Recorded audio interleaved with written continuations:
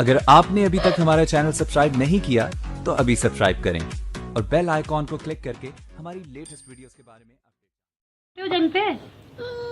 अच्छा एक बात बताओ, कहाँ जाना है, कहाँ बताओ। अच्छा ऐसे बैठो, कहाँ जाना है मुझे ये बताओ। कहाँ जाना है? बता भी मैं भेजूंगी, मुझे नहीं देना। जाना कहाँ है? कहाँ जाना है? जंग पे। जंग पे? किसके साथ जंग हो रही है? पापा के साथ जाऊंगा। जंग किसके साथ हो रही है? जंग इंडिया के साथ। तो जंग पे क्या करोगे आप जाके? मैं गन्ने चलाऊंगा, इंडिया को मार दूंगा।